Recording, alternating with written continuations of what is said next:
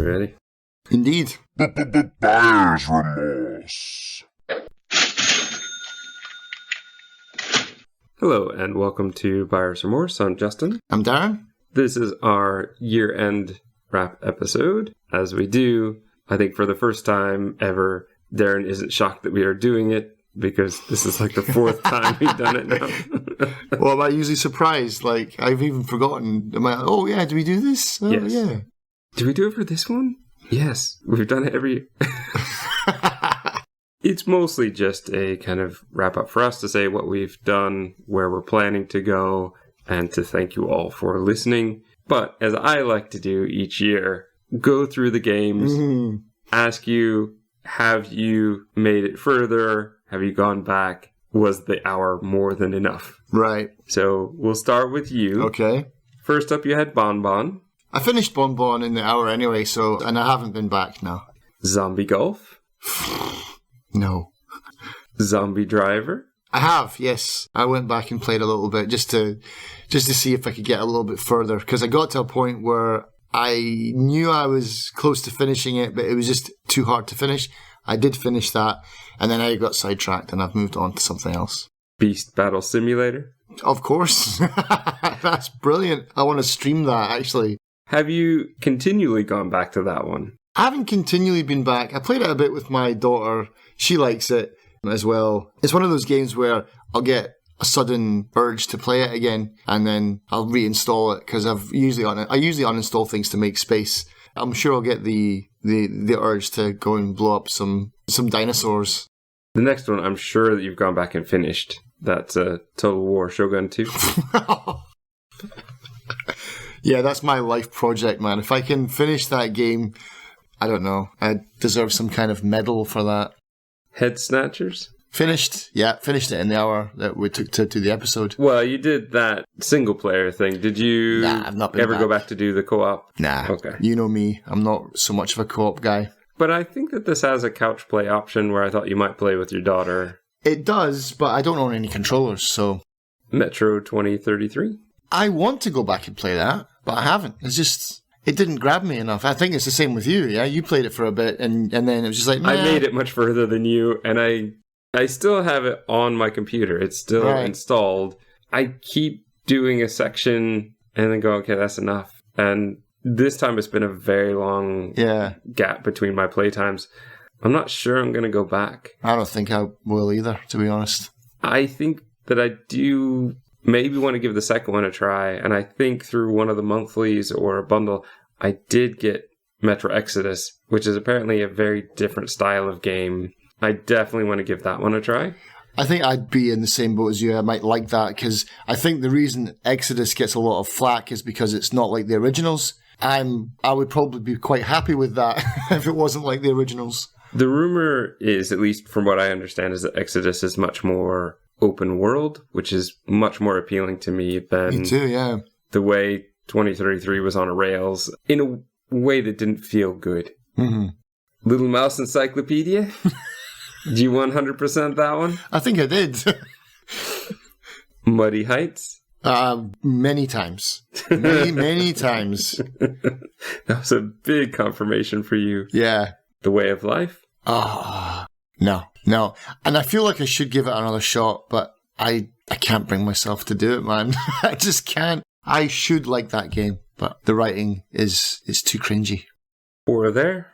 I played that for a few hours now. Yeah, I've definitely gone back and tried a few levels, or at least I tried more of it after we recorded the episode. Yeah, it's fine. There's nothing wrong with the game. I would, especially now that the price has been dropped hugely, like 10 times reduced. Yeah, it's worth that. It's worth $1. Sins of a Solar Empire? Again, the kind of game that I would love to be able to play, but just my brain doesn't work that way. I Hate This Game? I have been back, yes. I have not finished it, but I'm much further along. I'm on level like 79 or something like that. Are you getting there? Because you said there were I think it's 100 levels. Yeah. You plan to finish it, I take it. Definitely. If my brain can take it. All right. As he puts his glasses on. No, he needs to switch glasses. Switching out glasses? Now that he's got the two different pairs. I got my bifocals, man. I'm like a grandfather now. So yours was Uni. I pretty much had played everything within the hour. I think I played just a little bit longer than that, but we've explored every mini game in it. Right, yeah. Dungeons and Lesbians? That was, I think, less than an hour. I think you finished it twice, you said. There are 3 endings, I think, and I got all 3 endings. Right, so okay. I don't intend to go back again. Visual novels like that, they're okay, but there's just not much game to it. And I also feel not much story to it. Right. When there's no lose condition, I lose interest. And that's kind of what we had there. There are some, I'm sure, that are very good, but I mean, it wasn't bad, but it's not something that I would jump into again immediately. The replay value is, have I completely forgotten the story 10 years from now? Right, Like, that's probably when I would play again. Yeah.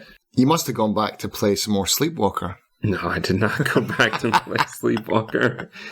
That was a very frustrating hour.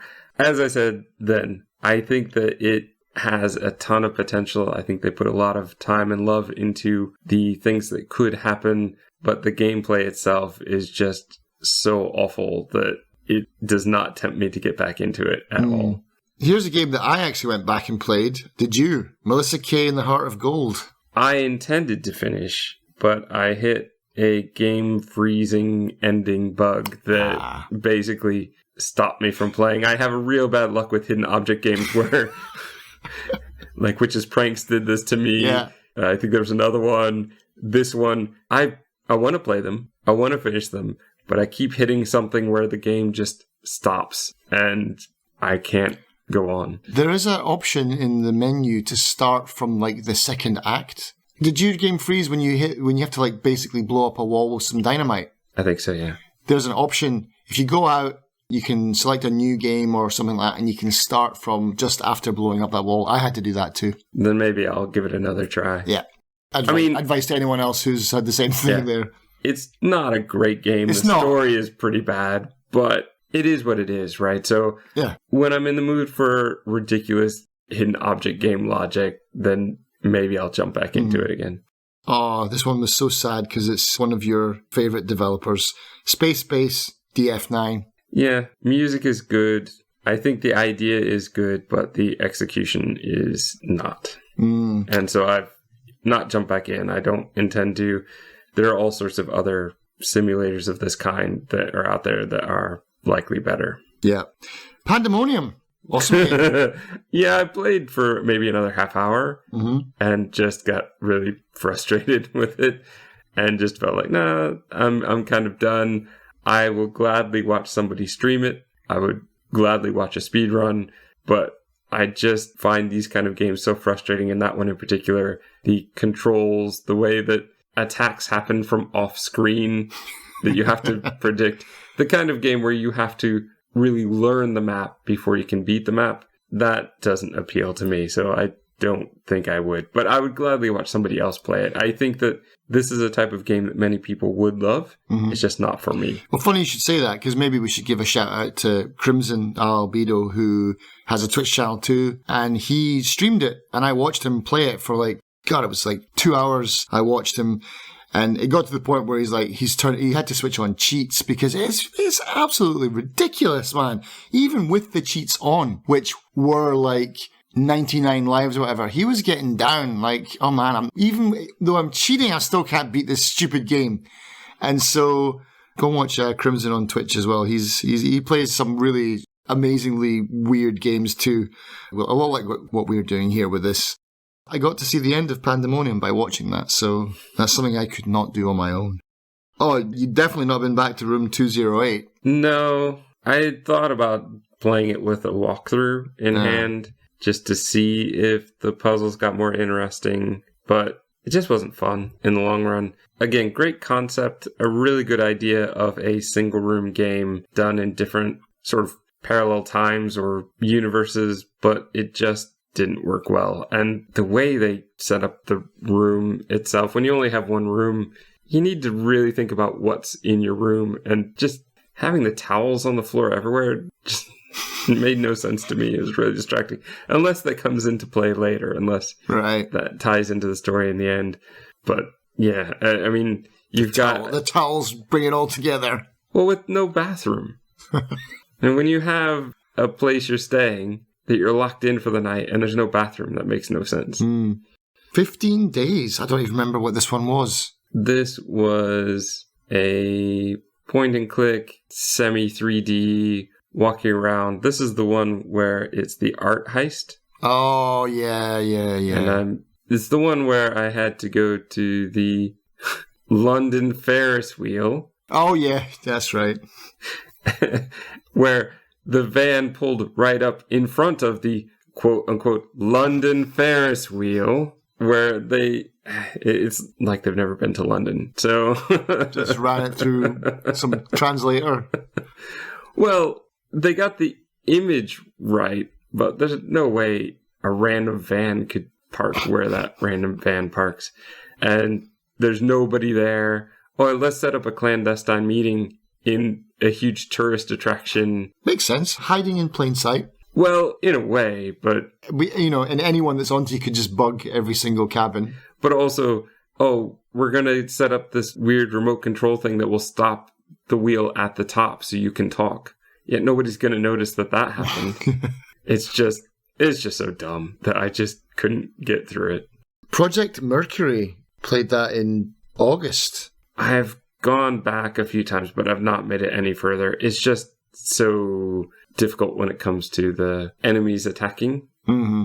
And I'm just not great at that kind of game. Oh, I know that was the kind of Space Harrier one, wasn't it, where you're flying around and things are... Well, you have two different types where there's one where you're running through and jumping over and trying to time walking under things. And the enemies were the weird half machine, half fish head kind of thing. Right, yeah. And the other where you have a hover bike and you're riding through. I like it. I'm just not good at that kind of game. And so my patience for it doesn't last very long if I'm not doing very well. And it's dumb because I have Cuphead on my wish list, which I've had on my wish list forever. But that one is more about the visuals and what they've done with it. This one, the visuals are not that appealing. I think Cuphead's getting a sequel. I wouldn't be surprised. I think I will love the way it looks. It's more... It looks great. It does. Yeah, it's more me wanting to support them, albeit cheaply. And that's part of the reason I keep waiting for a super sale on that one, just because I know I probably won't play it for very long. I'll probably give it about 2 hours, and then that'll be about it, because I don't have much patience for this kind of game. But I think that kind of game, if it's done well, we should be seeing more of it. And that kind of visual style that's so sort of original but based on old style animation, I want to promote that. And so I've had it on my wish list for a long time. But much like this game, it'll probably be about an hour or two before I go, that's enough. Yeah, yep. What was next for you? Oh, Ship Simulator Extreme. Yeah, I've not gone back to that mess of a game. Yeah, I liked the episode of that because it was just ridiculous. Well, you saw what it was. I think I even sped up part of it and said, this is it. Yeah. Even getting out of the port. It's like 15 minutes of just me at max speed going, but it barely looks like I'm moving. Yeah. I mean, it is a ship simulator, but the extreme needs to be taken off. Yeah. One of my favorite games, was it yours? Trackmania Nations Forever. I enjoyed it. I've gone back to it. I think I've still left it up. I think we have to do that together because I need to take you to some decent maps and show you around a little bit, maybe. I think it would be more fun to do with somebody else because I'm sitting there suffering by myself through some of the bad ones. Mm-hmm. And it's very much the type of thing where playing with a friend and laughing at it, laughing at how ridiculous it is, would add very much to the enjoyment of it. Mm-hmm. Whereas just playing it on my own, I think you get that feeling. On my own, I just feel like, why am I putting myself through this sometimes? Right. It is good, though. And my goodness, Ed, is it a free game? You've got the free version. You can buy it because in your version, I think, because I played the free version for years, I think you can play 4 tracks and then you have to time out for 1 track. Okay. And so that's kind of where they get you. You get kicked and you got to watch 5 minutes of someone playing a track and then you get let back into the game. I eventually was like, nah, I just want to keep playing. So I ended up buying the whole game, but it's still cheap. And it's an Ubisoft game, but it doesn't require Origin either. So that's nice. No, but you do still have to do the weird sign-in. You still have to sign, because it was always an online game. I first played that years before I even had Steam, and yeah, you would sign on to it. It was like an online game, pretty much. It's like how you would play a Flash game, more or less. I think I know the answer to this question. You have been back to play Killer is Dead. I've beat Killer is Dead. Yeah. How was the ending? Go on. Spoilers. Was it worth it? Don't even remember the ending. I mean, so not worth it then. You've got to remember that game is so disjointed that I played it months ago, but the episode only came up somewhat recently. Yeah. So it was a very long time ago that I played. With Buyer's Remorse, I was going to say this at the end, but I guess I could say it now. We've been way far ahead on this one because it's so much easier to just throw these in to record whenever we can. And we only need to play for an hour, whereas Gap, sometimes we're playing games that take us 40 hours. Yeah. And so with this one, we've been very good about being ahead, so we wouldn't have to worry about this one at least. And so I've played that a long time ago. I beat it a long time ago. But it hasn't left an impact. Well, the pervy parts are still pervy. Yeah. But the gameplay, I remember some of the gameplay. There's a whole lot with the evil, weird dominatrix David and his weird gold outfit. Didn't get to that part. I didn't get to that. You never actually got to see him? No, I don't think so. In the episode, I hadn't gotten to the unicorn that's very in love with our protagonist. That was the part I was telling you. That's where I got to. That was the next level I had. Yeah. I believe... It's like a vampire castle or something like that. And that vampire castle is a just disaster to try and get That was through. where I gave up, man, because I was like, nah, bollocks to this. This is too hard. I totally understand. It's incredibly confusing to find your way through.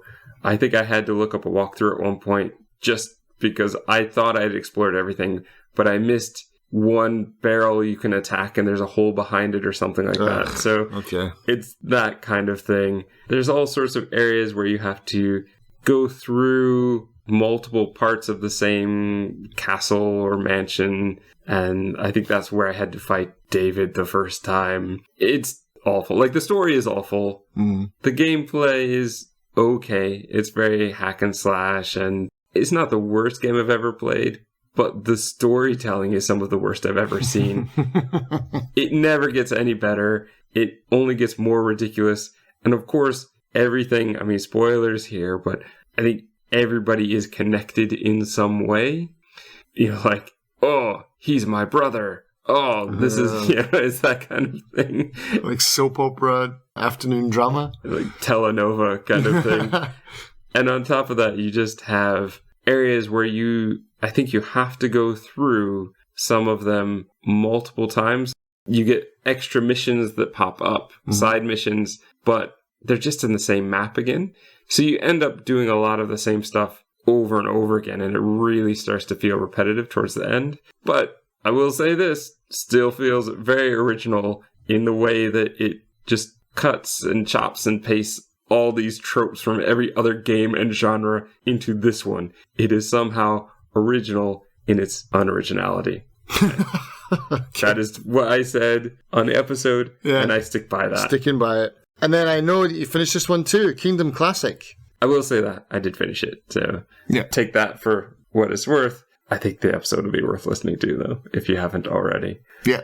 And that's been our year. We are definitely set. As I said, we've recorded well ahead, so we are a few months already into 2022. And no shortage of games to play.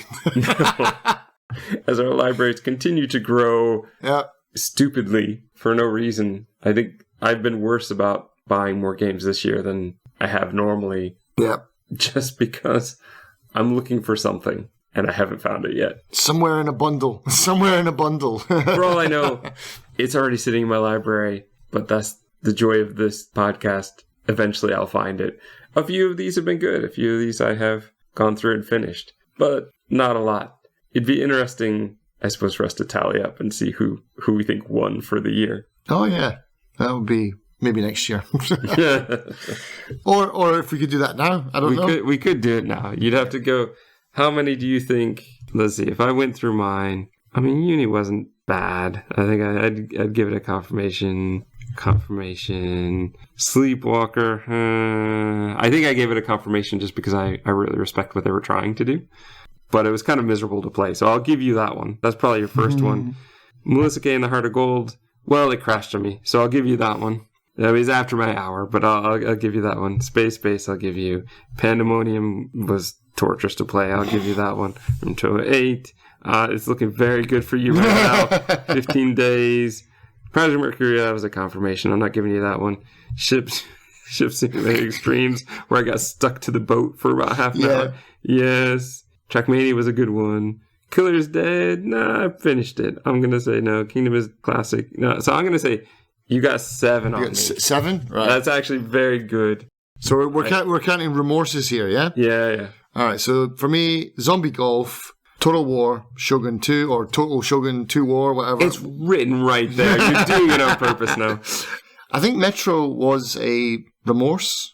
When I say, I'm not sure. If it wasn't... Well, just how do you feel about it now?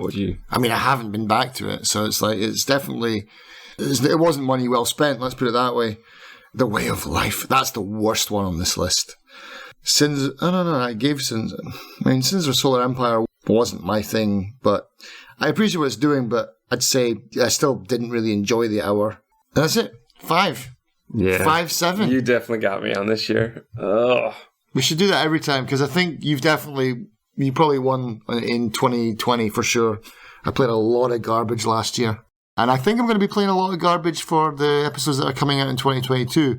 That's certainly the plan. Because Slender, The Arrival, which will be out in a few months anyway from after we record this, that was hideous. I just have to keep digging for more. I've got plenty.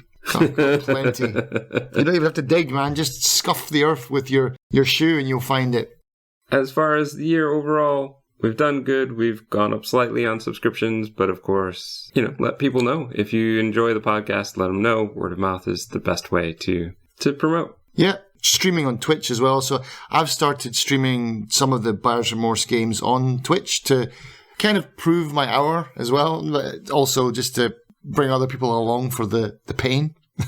And that seems to be working a little bit as well. People are interested in not just seeing people playing Dead by Daylight all the time or streaming like all the big kind of classics, So some people are out there looking to see kind of weird and indie and... Which is kind of the stuff you've been doing. You did Kataif, you did The New Mist when that one came out. You've been also doing a lot of exploration games, No Man's Sky and Assassin's Creed Origins, yeah. So it's a mixed bag, but also I know that you did Fuzzy Dungeons. Oh, I can't wait to get back into that. So Darren will be playing the oddball games that we don't even always get to on this podcast. So be aware of that. I believe you have a schedule up, but it's kind of a tentative schedule. Yeah, it's usually Monday, Tuesday, and Thursday, but last week it was Sunday, Wednesday, and it all depends on when I can get stuff squared away at home